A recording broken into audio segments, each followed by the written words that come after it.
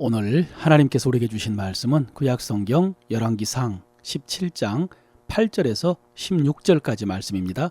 여호와의 말씀이 엘리야에게 임하여 이르시되 너는 일어나 시돈에 속한 사르밧으로 가서 거기 머물라.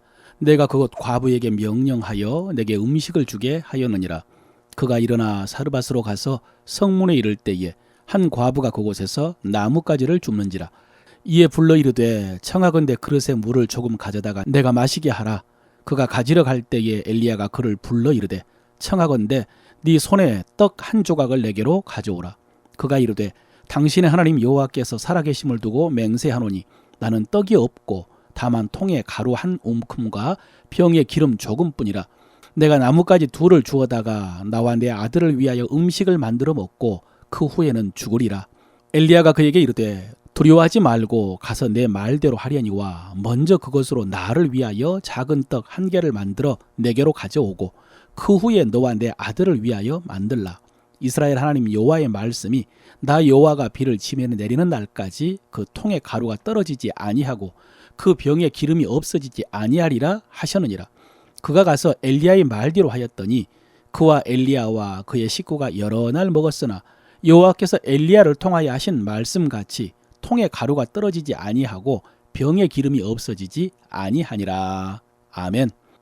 오늘도 선하신 하나님께서 말씀하십니다. 그 말씀 듣고 순종함으로 그 선하심을 맛보아 아는 여러분 되시기를 바랍니다. 오늘 열왕기상 17장을 읽었는데요. 15, 16장에서 유다왕 아사가 다스리는 동안에 북이스라엘에서는 역성혁명이 3번 일어나고 왕이 7명 거쳐가는 그야말로 춘추 전국 시대였다고 했습니다. 그런데 오므리가 왕 위에 오른 후에는 북왕국도 안정이 되었다고 했습니다. 왕조도 처음으로 3대를 이어가고 남유다를 비롯한 주변 국가들과도 안정적인 관계를 유지를 했습니다. 그래서 아수르의 기록에 북이스라엘이 오므리의 집으로 기록될 만큼 강력한 왕국을 이루었다고 했죠. 그러나 오므리와 그의 아들 아합은 하나님 보시기에는 최악의 왕들이었다고 했습니다. 무엇보다도 바알 숭배의 본산이라고 할 수 있는 시돈 왕과 혼인을 통해서 온 나라에 바알 숭배가 가득하도록 했습니다. 이렇게 이스라엘이 정치, 경제, 외교적으로는 안정적이었지만 영적으로 캄캄하고 위험한 시기였기 때문에 하나님께서 선지자를 보내셨는데 우리가 잘 알고 있는 엘리야 선지자입니다. 나중에는 엘리사로 이어지죠.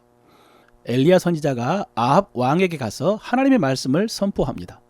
하나님의 살아계심을 두고 맹세하노니 내 말이 없으면 수년 동안 비도 이슬도 있지 아니하리라. 여러분, 우리는 선지자라면 당연히 하나님이 전하라고 하신 말씀을 전할 것이다 라고 생각합니다마는 여러분, 선지자가 녹음기나 로봇가 아닌 우리와 똑같은 사람입니다. 그래서 그것을 당연하게 받아들여서는 안 됩니다.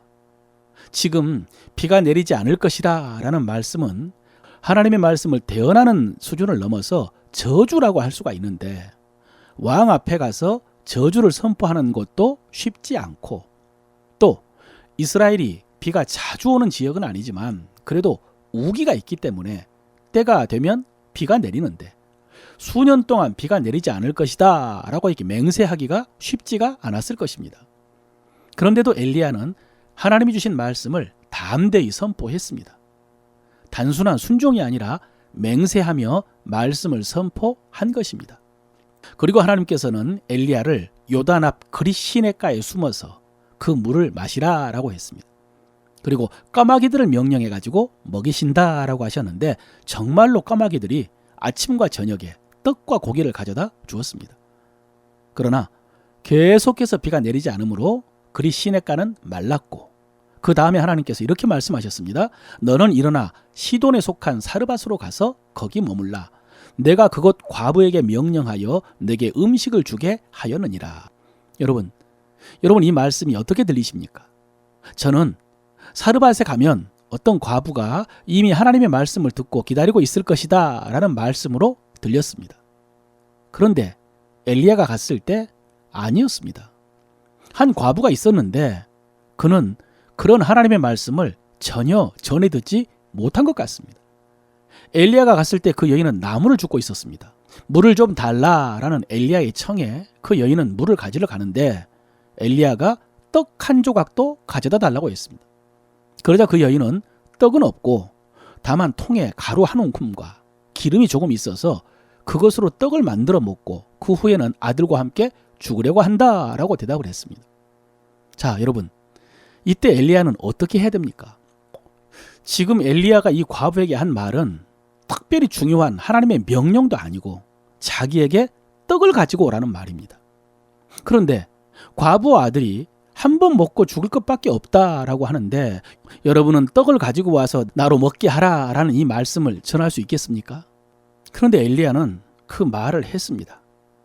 13절 이하입니다. 두려워하지 말고 가서 네 말대로 하려니와 먼저 그것으로 나를 위하여 작은 떡 한 개를 만들어 내게로 가지고 오고 그 후에 너와 내 아들을 위하여 만들라. 이스라엘 하나님 여호와의 말씀이 나 여호와가 비를 지면에 내리는 날까지 그 통에 가루가 떨어지지 아니하고 그 병에 기름이 없어지지 아니하리라 하셨느니라. 이렇게 말했습니다.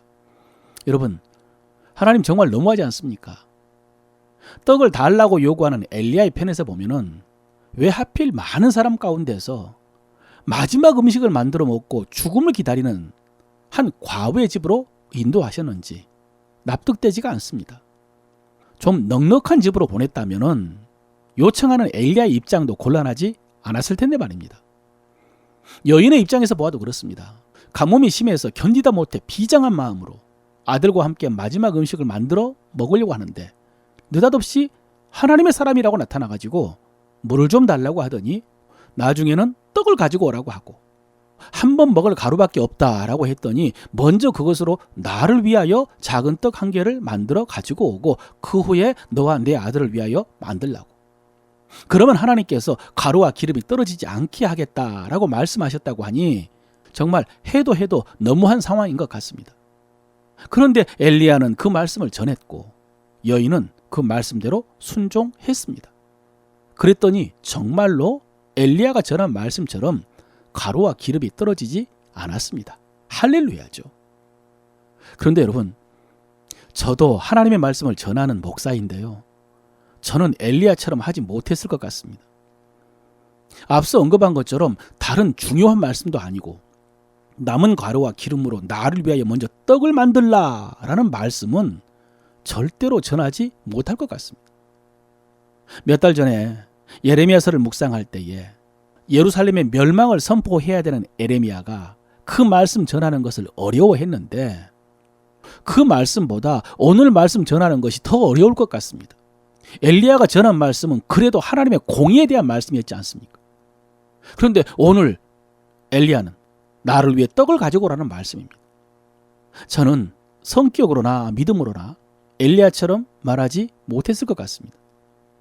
그런데 여러분, 그것이 인간적이고 합리적으로 보일지 모르겠지만은 믿음의 태도는 아닙니다. 지난장에서 왕들을 평가할 때 인간적인 업적이나 사람들의 평가는 역대 지략을 보라고 했고요. 하나님께서는 말씀에 순종하는 것으로 평가하신다라고 했는데 지금 이 상황도 마찬가지입니다. 합리적이고 도덕적이고 양심적이고 염치와 체면의 문제이기는 합니다만은 더 중요한 것은 하나님의 말씀입니다. 하나님이 말씀하시면 그 말씀을 그대로 전하는 것이 선지자의 역할이요 사명입니다. 말씀이 가라고 하면 가고 서라고 하면 서는 것이 하나님의 사람이 해야 될 일입니다. 여기서 더 중요한 것이 이 여인의 믿음과 순종입니다. 엘리야는 선지자니까 그렇다 쳐도 이 여인은 극심한 가뭄 속에서 아들과 함께 굶어 죽을 상황입니다. 그런데 엘리야 선지자의 말씀을 들은 이 여인은 그 말씀 그대로 순종합니다. 이것이 하나의 이야기로 들으면 그럴 수 있겠지라고 생각할 수 있습니다만은 막상 내 자신의 문제라고 생각하면 정말 순종하기 힘든 상황입니다. 그럼에도 불구하고 이 여인은 먼저 엘리야 선지자에게 작은 떡 하나를 만들어 줍니다. 100개 가운데서 한 개 드리는 것은 맘만 먹으면 누구나 할 수 있습니다. 그러나 자기의 생명과 같은 한 개를 하나님의 선지자에게 먼저 준다는 것은 쉽지 않을 것입니다.